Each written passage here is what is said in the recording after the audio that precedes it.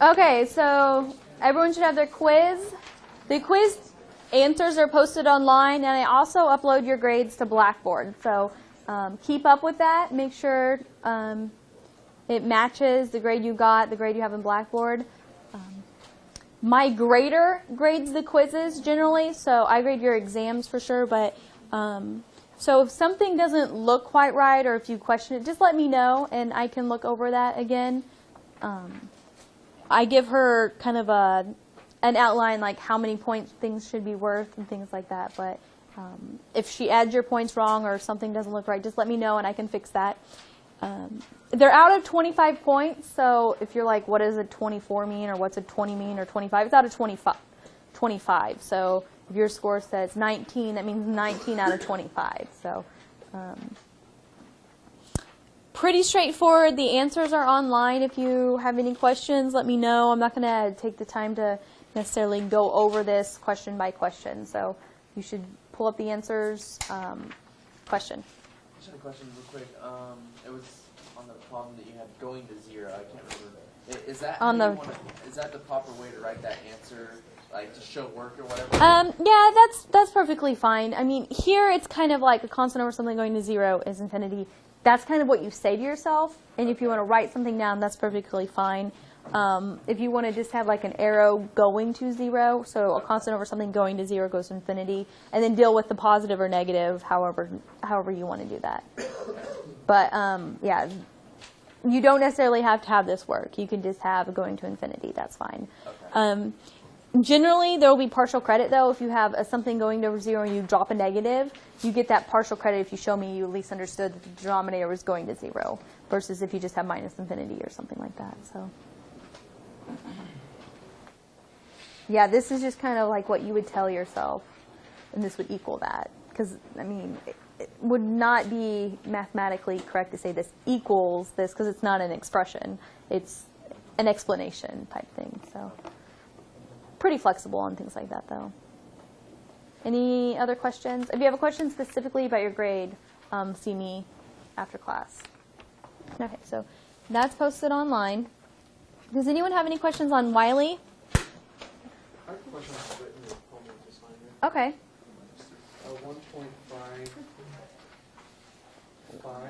1.55. 1.55. So let's look at the written homework. 1.55, so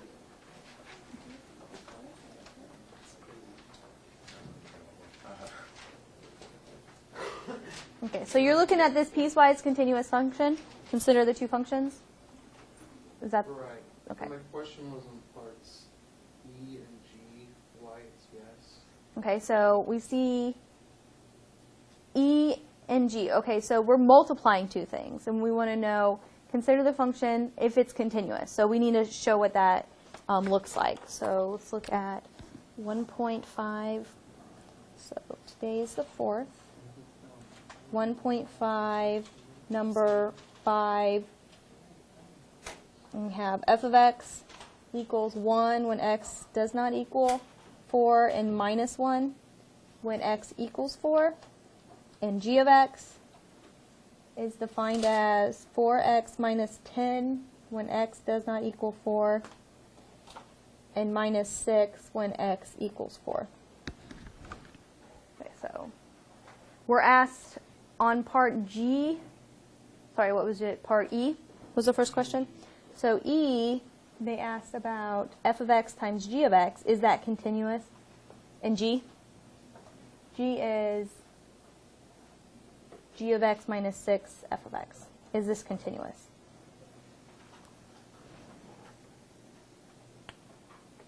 Is it continuous at the point x equals 4? So for continuity, we need to verify the limit on the right equals the limit on the left equals the value of the function of this composition or combination of two functions. So for part E, I'm going to go ahead and write what f of x times g of x would look like. So f of x times g of x would look like 1 times this function if x is not 4, right? So I'd have 4x minus 10 if x does not equal 4. And minus 1 times this function if x equals 4. So that would be 6 if x equals 4. Is this function continuous at 4? So if I take the limit as x goes to 4 of my function, which would be 6, does that equal f of 4? F of 4. This would be, yeah, sorry. F of 4 would be f of x times g of x, which would be minus 1 times minus 6. What's minus 1 times minus 6? A positive 6. So I kind of wrote this of this function. So if I take the limit as x goes to 4 of 4x minus 10, does that equal f of 4, which equals 6? So this would be 16 minus 10, which would be 6, right? So 4 times 4 minus 10, does that equal 6? Yes. So it's continuous. Confusion was the theorem that says if f of g and f of x and g of x are both continuous, then f of x times g of x is continuous. Correct. In this case, f of x by itself Is not and g continuous. of x Yeah. are not continuous. That's perfectly fine, because that doesn't violate that theorem. That theorem says if the two functions are continuous and you multiply them, then the multiplication has to be continuous. But it doesn't say the converse. It doesn't say if they're not continuous, then multiplications aren't going to be continuous. So there will be some special cases where two non-continuous functions multiply to a continuous function. Do you want me to go ahead and do G, or do you kind of get the idea of how that works? Question? I had one online homework problem. Okay. Does anyone else have any written homework problems? I had a little on that, right? Okay. So just for that last part, when you verified it, you took the f of 4. Mm-hmm. Is that kind of like, are you evaluating maybe like an h of 4, where h of x equals the f of x times g of x, since you didn't evaluate it individually? I don't know if I quite followed That's a little- you. Well, it's a little confusing. You take the f of 4, but then you plug it into the. Oh yeah, you're right. This function, yeah, let's call this h. Let's call that h of 4, and let's name this one h of x. And then we can call this h of x. Technically, yeah. So I'm a little sloppy with my names there. Yeah. So yeah, if this new function was named h of x, which was the combination of these two, then yeah, I would plug in h of 4. Thank you for that. Yeah, because I'm looking at this function. Did that confuse anyone else, or did that help clarify anything there? I named this function h of x.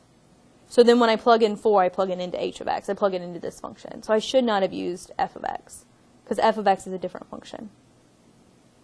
When you're writing it out, would it be appropriate that in place of h of x there to just write g of x times f of x? That would be perfectly fine, too. You could write that as Make sure just, it didn't mean something different. no, you could write this as f of 4 times g of 4.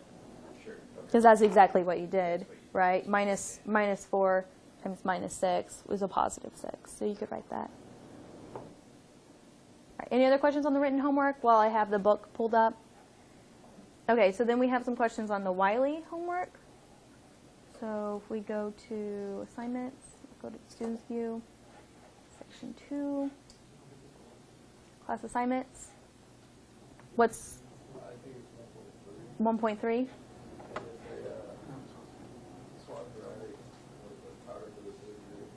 Power to the third. Is it evaluate the limit?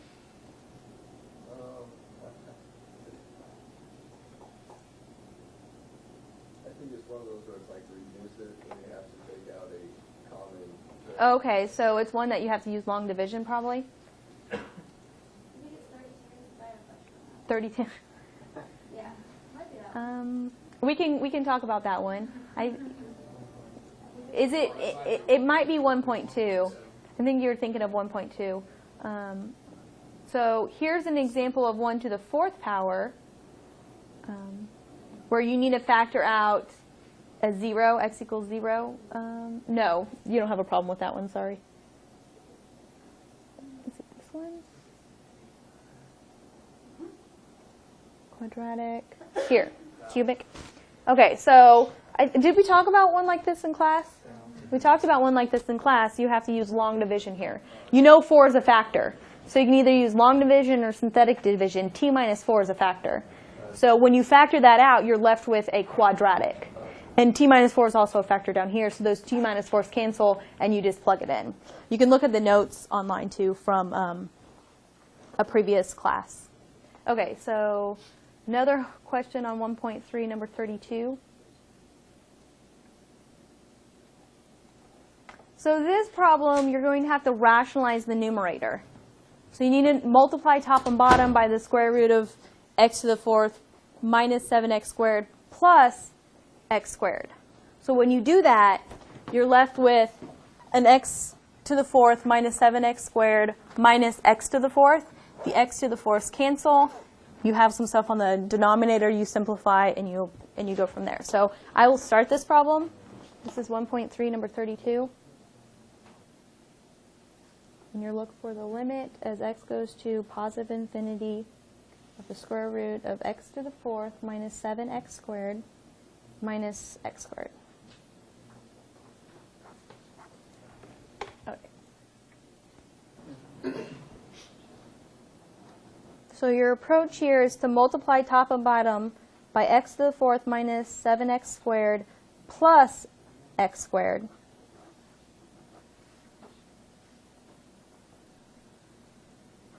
So when you do that, you get the limit as x goes to infinity of x to the 4th minus 7x squared minus x to the 4th.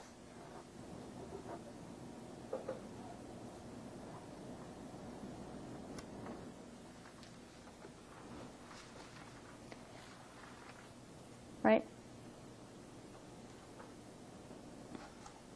So now, when I plug in going to infinity, I don't really have any issues. Here where I had infinity minus infinity, I didn't know what was going on.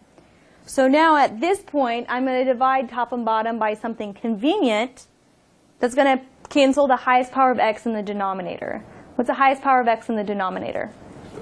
The square root of x to the 4th, or x squared, right? So if I divide top and bottom by x squared, the limit as x goes to infinity of x to the 4th,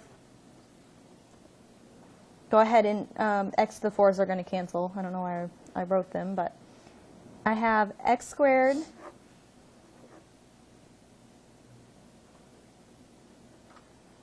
so everyone can clearly see that I divided top and bottom by the same thing. But I'm going to rewrite this x squared. I'm going to rewrite that to the square root of x to the 4th, because those two things are equivalent. I don't have to worry about absolute value here because x squared is always positive. Right? So now when I do that, I'm going to go ahead and simplify my numerator. I'm going to be left with minus 7. And in the denominator, I'm left with the square root of 1 minus 7 over x squared plus 1.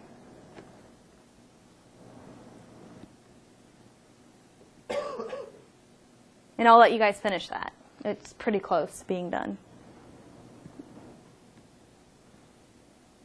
Does anyone have any questions on that?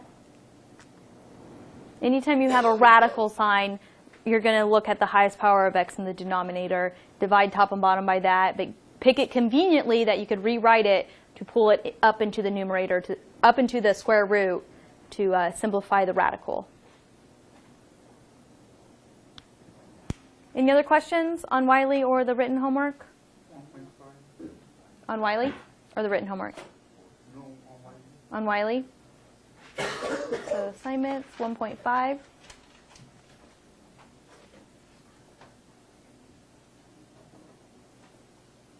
No impression?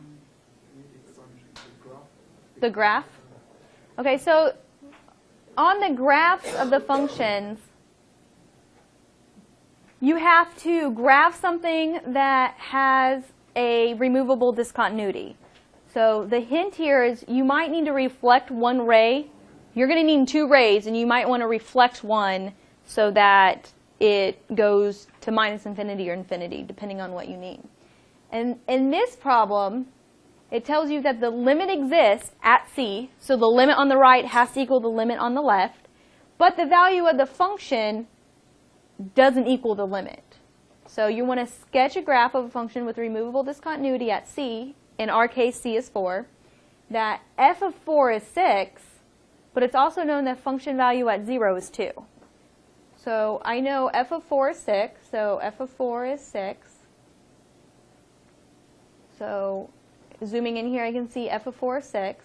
But I also know that the value of 0 is 2. So 0 is 2. So I'm going to move this to this side. I can put this point on here and move it until I get 0, 2. 0, it needs to move up. 0, 2, right?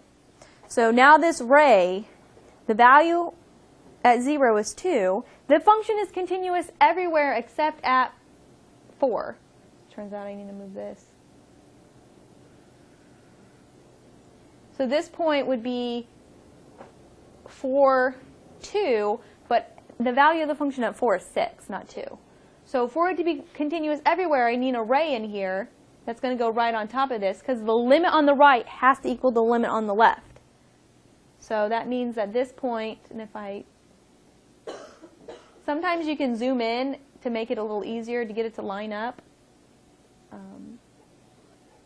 If you drag your point, this point should be, the y coordinate should be 2, right? The x coordinate can be anything, but the y coordinate has to be 2. So if I zoom out here, I have a removable discontinuity. You remember talking about that before, if it kind of jumps up? Removable discontinuity, if the limit on the right equals the limit on the left, but the value of the function doesn't equal that. That part C is not satisfied in the continuity. So this function is not continuous at C. In our case, C is 4. Question? Is it possible that 2 points that are removable discontinuity? You mean like if this was solid? Or like if there's another point somewhere else on the line, like right there? Like up here? It would be, in this case, it's not, but you could have a function with 2 removable discontinuities. You can have a function with infinitely many removable discontinuities. And we're going to come, when we talk about differentiating and integrating, how this affects it. And it actually doesn't.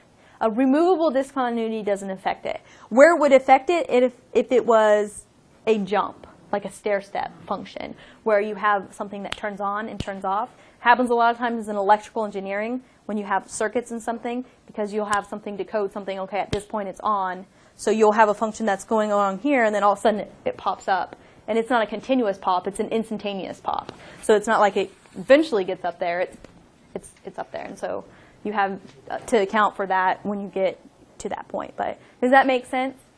You're going to do the exact same thing on, I can go ahead and submit this and show you that it's going to count that as correct. You're going to do the exact same thing on the last problem here. You're looking for a function that it would be continuous if you change the point at 5, f of 5 to be 7 to be 4, but the fact where it is now, it's not continuous. So you do the exact same thing, but f of 5 is 7, and everywhere else it equals 4. Because if you move that discontinuity down from 7 to 4, you would have a totally continuous function. Does that make sense? Without taking the time to go through that. Okay, so now I want to introduce 1.6, and 1.6 has to do with continuity of trigonometric, exponential, and inverse functions. I've been waiting for this day. 1.6? Some pretty fun stuff.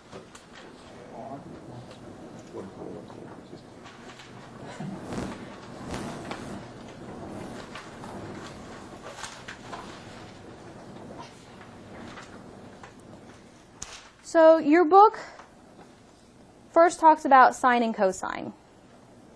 I'm going to have to, well, I guess I could do it on the same page. If we look at the unit circle, because everyone loves trig, right? If we look at the unit circle, if I call this larger angle, if I call that C, and if I call the smaller angle X, then the points on this unit circle, P, would be cosine of X, comma, sine of X. And the point Q would be cosine of C, comma, sine of C. I use X and C's because that's what your book uses. So if you do look at your book, this is going to match up to be this way.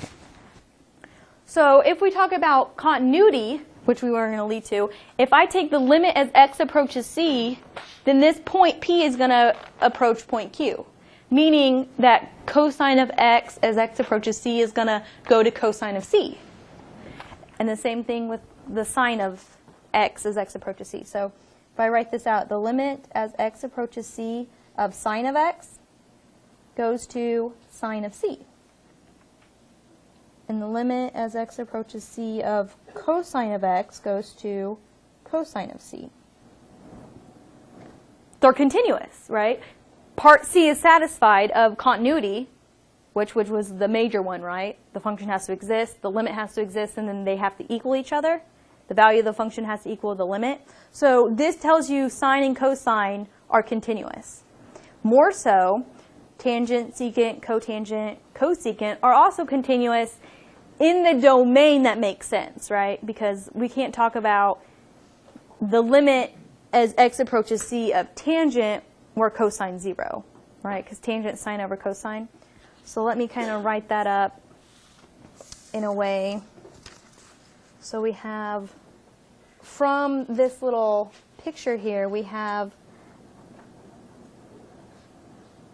sine of X and cosine of X are continuous at the arbitrary point C. And if they're continuous at an arbitrary point, then they're going to be continuous everywhere. What's an arbitrary point? Any point, just name a point C. So if I can show it's continuous for an arbitrary point, then I can say it's continuous anywhere, because there's no C that gives me problems. So if you look at the theorem 1.6.1 in your book,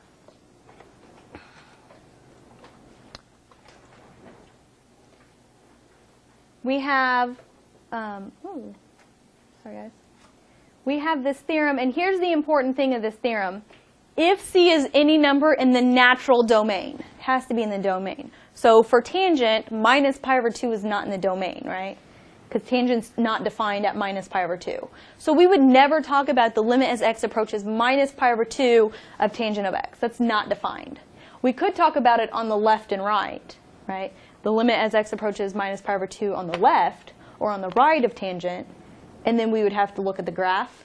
But this is the key thing. Sine, cosine, tangent, secant, cosecant, and cotangent are going to be continuous for any number that's in the natural domain. So let's look at examples of applying this theorem. And your book gives this little box of what this theorem implies. But sine and cosine are continuous everywhere. Tangent, secant, cotangent, and cosecant are going to have points where they have discontinuities. If you think of the graph, you've already kind of can pinpoint those discontinuities. So where this theorem comes in handy and what you're going to be doing is if I say something like, what is the limit as X approaches pi over 2 of sine of X? Well, that's simply sine of pi over 2. What's sine of pi over 2? 1. Right?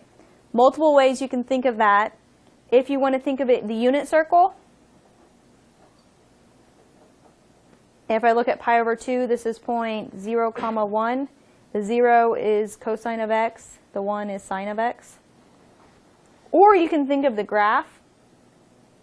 If I graph sine of X, I have a graph that looks like this. So if I look at it pi over 2, I can see that output's 1. Right? So this is kind of where the trig part comes in to being able to identify these limits. The limit as X approaches pi over 2 of cosine of X, 0. cosine of pi over 2, which would be 0. You see how you evaluate those? Same thing with, you could potentially do, you know, the limit as x approaches pi over 4 of tangent of x. Tangent of pi over 4, which would be 1. Right? Sorry, can we think about it? Quadrant tan in? Quadrant the tangent? Yeah. Like, you know that pi over 4 is in the first quadrant, tangent's positive in the first quadrant. And if you draw a reference angle of 45, 45, 90-degree triangle, you have one, you have, yeah, all I want to say is 1, 2 square root of 3, but you have, crud. No, I've lost it. 1, 1 square root of 2. Yeah, so you can think of this being 45 degrees. Or if you draw it in the right quadrant, you still have a 1, 1 square root of 2. So the tangent would be 1 over 1. Sometimes you got to pull deep, but this is kind of where it's going to be coming from, is evaluating these trig formulas by plugging in a point. And you know it's going to be continuous at that point. And again, if I looked at the limit as x approaches, let's go ahead and write this. The limit as x approaches pi over 2, say from the right of tangent of x. If I look at the graph of tangent of x, I have a graph that looks like this, right? And go ahead and extend this out. Right, and this is minus pi over 2 to pi over 2. If I look at it from the right, I'm going to minus infinity. And I look at it from the left, that would be positive infinity. So you know that the limit's not going to exist at that point. So you know, go ahead and write it over here. The limit as x approaches pi over 2 of tangent of x does not exist, right? So you have to be a little concerned with discontinuity with tangent, cosecant, secant, and cotangent, because the denominator could equal 0. And in those instances, your limit's not going to exist. Okay, so that is that theorem. 1.6.2 is the next theorem, and the next theorem talks about the inverse function. So eventually we're going to talk about the inverse function, and it turns out 1.6.2 is saying if a function is one-to-one and continuous, an inverse exists. If an inverse exists to a continuous function, then that inverse is also continuous.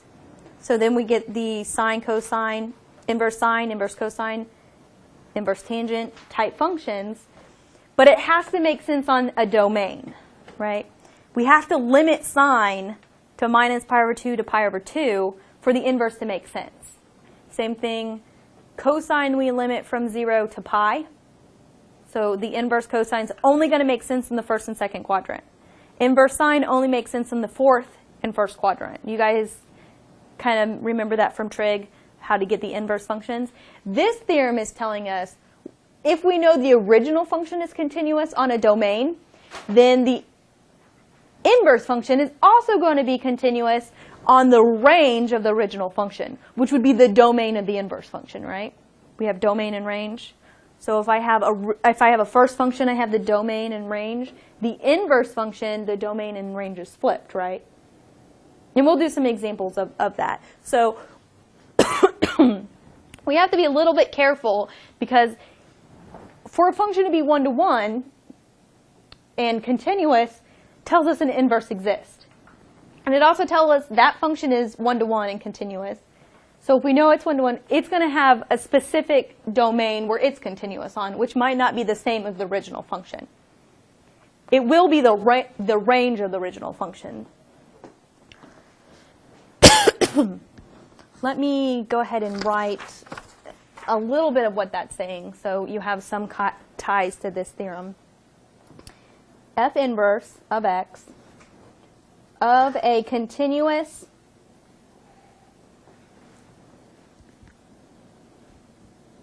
function, we'll name it f of x, is continuous on the range of f. So it will be continuous on a specific domain, and that domain will be the range of the original function. So moving to the next theorem, 1.6.3, this gives you an idea of exponential functions. So b to the x is continuous everywhere.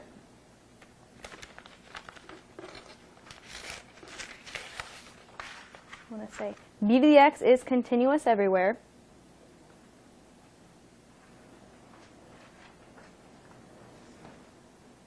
And log base b of x is continuous on open 0 to infinity.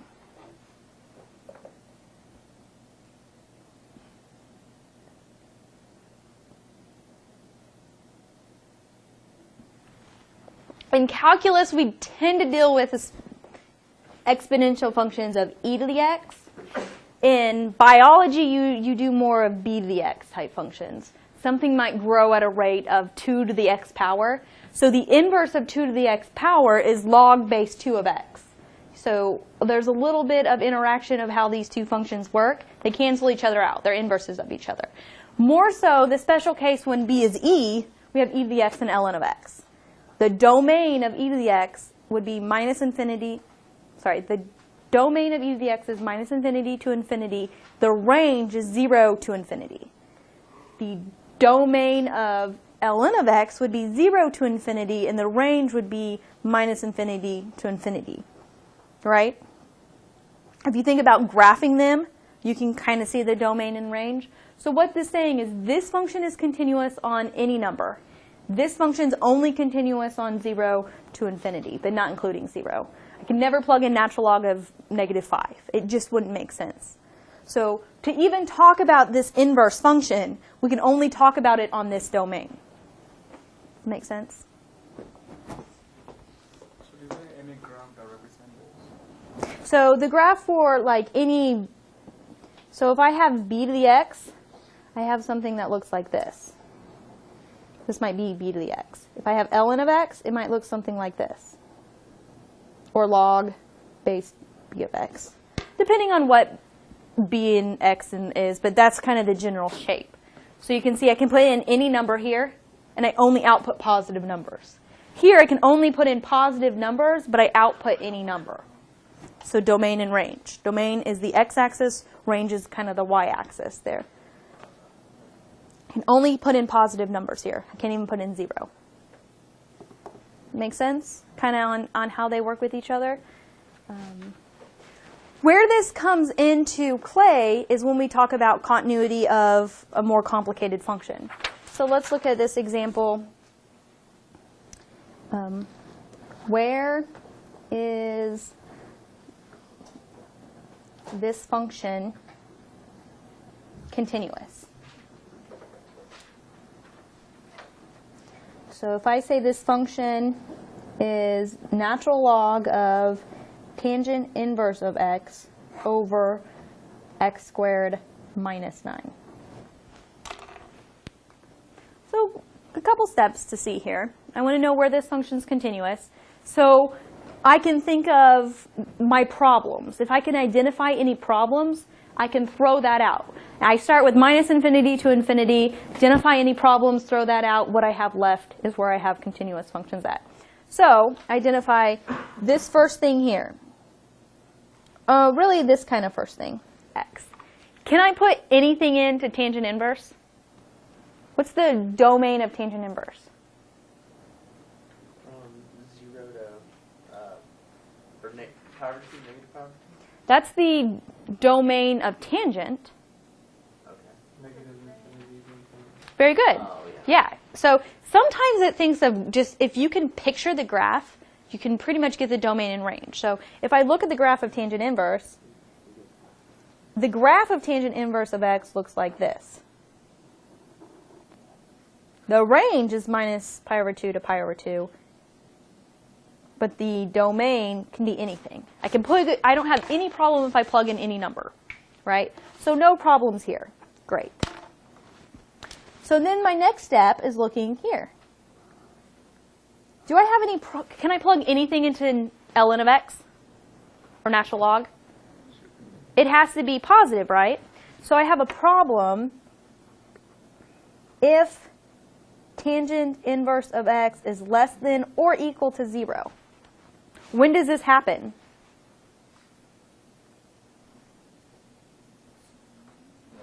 Look at the graph. When does it, what? Or 0, right? Yes, so I have a problem here, and this happens when x is less than or equal to 0. So I got to make sure that I have x is less than or equal to 0 is not part of my answer, because I have a problem there. So the numerator is golden then, right? We're done with the numerator. Do I have any problems with my denominator? This cannot equal 0, right? When x squared minus 9 equals 0, so x cannot equal plus or minus 3, right? I have a problem when x equals plus or minus 3. So now I want to know where the function is continuous. So it's going to be continuous on everywhere else except my problems. So no negative numbers, so I don't even have to worry about this minus 3 because it's already taking account for that.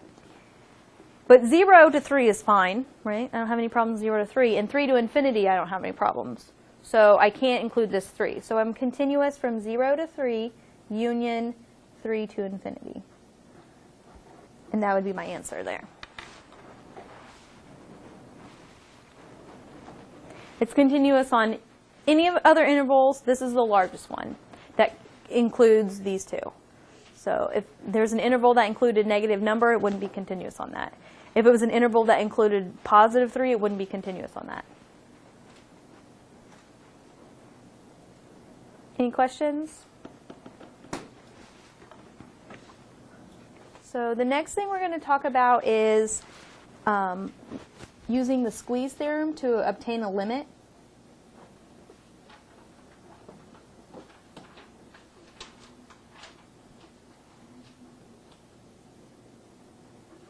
So we really want to show that the limit as x goes to 0 of sine of x over x equals 1. We use numerical evidence from 1.1. You guys did that on Wiley where you plugged in numbers getting closer and closer to 0. You might have had like sine of 7x over x, and you plugged in 0.25, 0.1, 0.001, 0.0001. It turned out your number got closer and closer to 7, or closer and closer to, if I did this example, get closer and closer to 1. Numerical evidence shows this. However, that's no proof. You can't just plug in something to prove it. So the way you prove it is this by the squeeze theorem. So 1.6.4 is the squeeze theorem.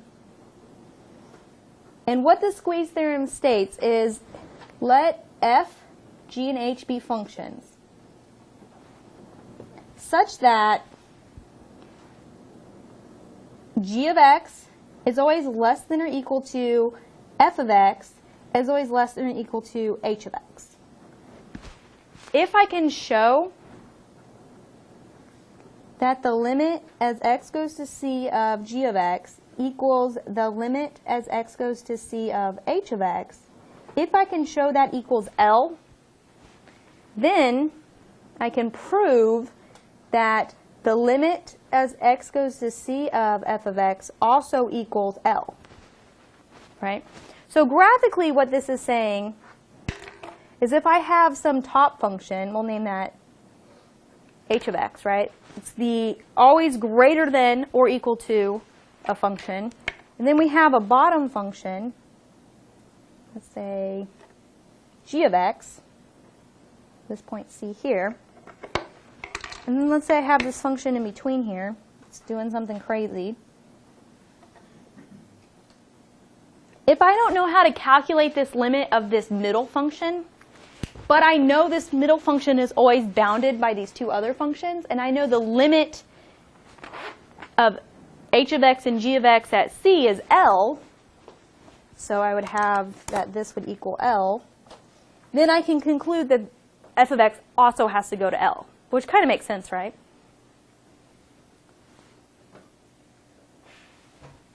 So in the past, I've spent time on showing the proof of this, and I always regret it.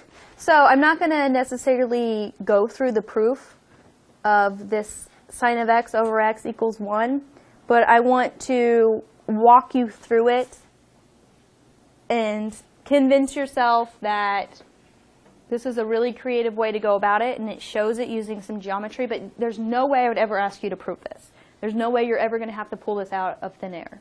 So you can follow me through it, because I think you do get some insight on how this theorem works, but the application of the theorem is they're going to give you the bigger function, and they're going to give you the smaller function.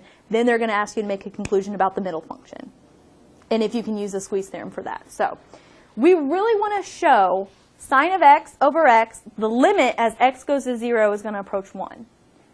So to do that, we draw a triangle on a unit circle. And we have a smaller triangle that has a base of 1. We have the sector. And we have the larger triangle that has a base of 1, right?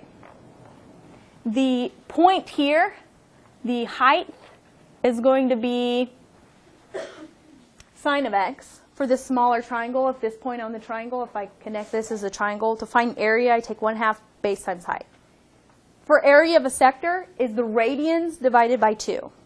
The measure of the angle in radians divided by 2. That's how they find the area of the sector. So would you agree, this setup, that the area of the larger triangle is larger than the area of the sector, which is larger than the area of a smaller triangle?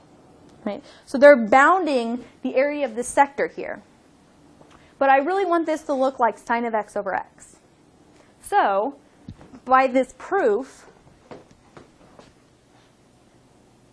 they do the proof up sum. So they start off with this relationship. 1/2 tangent of x was the larger triangle. 1/2 x was the area of the sector, and 1/2 sine of x is the area of the smaller triangle. Now they manipulate this relationship to get it to look like sine of x over x.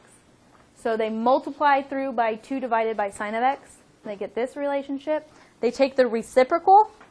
So when you take the reciprocal of inequalities, you flip the inequality. So I have 1 over cosine. If I take the reciprocal, I have cosine.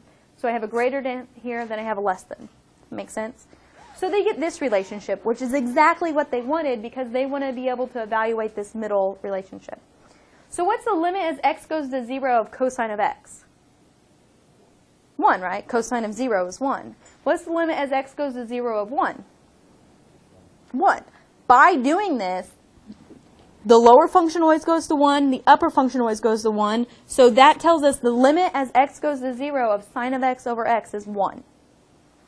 So you can take that to be known by this method. You don't have to prove it. Right? So now we know that the limit as x goes to 0 of sine of x over x equals 1.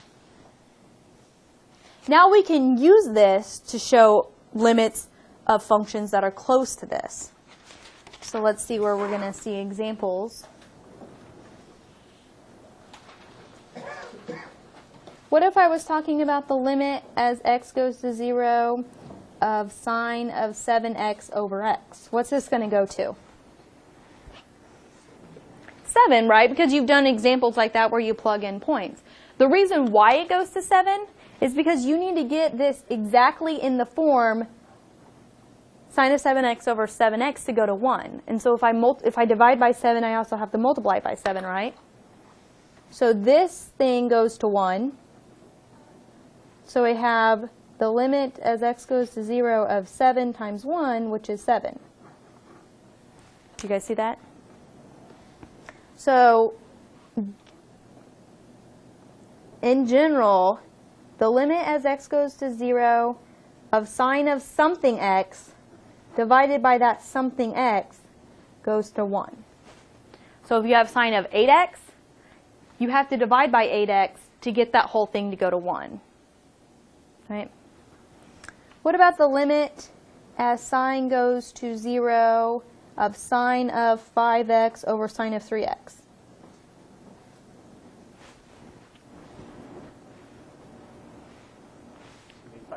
It's going to be 5/3. To show your work, you have the limit as sine goes to 0 of sine of 5x divided by 5x. So I need to also multiply by 5x, right? So I didn't change the numerator. Divided by the sine of 3x divided by 3x. So I need to multiply by 3x. See, I really just multiplied by 1 on top and bottom. But when I write it this way, I know this goes to 1 and I know this goes to 1. So I end up with the limit as x goes to 0 of 5x over 3x, which would be 5 over 3, because the x's are going to cancel. Make sense? Do we have to show our work on The reason why I kind of show the work here, because you might not have sine of x, you might have something like tangent of x. So let's do an example where you might not be able to guess straight off the bat. Now, eventually you're going to learn, like, I mean, because I'm like, okay, it's going to be 5 over 3, but can you see why it's 5 over 3? This is why it's 5 over 3, your work. If I do something like, let's do the limit as x goes to 0 of tangent of 11x over sine of 6x.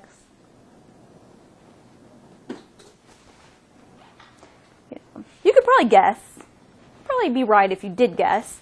However, you're not going to necessarily know why you're right or know what the correct answer is. So you need to show your work in this case. Because I don't have a theorem that says the limit as x goes to 0 of tangent of something over sine of something is that something over something.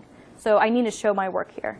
So I could rewrite tangent as sine over cosine, right? So I can write the limit as x goes to 0 of sine of 11x over cosine of 11x. I'm going to go ahead and write this as 1 over sine of 6x, because I can do that, right? I can leave that alone instead of writing a fraction over a fraction. So the limit as x goes to 0 on top, I'm going to have 1 over cosine of 11x. Sine of 11x over 11x, so I need 11x up here, divided by 6x, sine of 6x, 6x, right? If I manipulate what I have going on here. I'm going to leave the cosine of 11x alone for now. So the limit as x goes to 0, this goes to 1 and this goes to 1, right? So I have 11x over 6x cosine of 11x. The x's cancel. What is cosine of 0? 1. So I have 11 over 6 times 1, which is 11 over 6. This is the kind of work you would need to show in that case.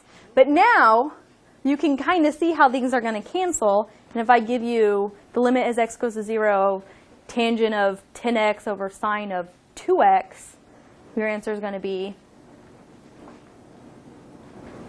tangent of 10x over sine of 2x. 0. As x goes to 0. Probably deny it. If you canceled out the cosine earlier, since we used it. Yeah, you could have. Generally, we don't like to plug in the limit until we're actually there. I kind of cancel it because I know it goes to 1.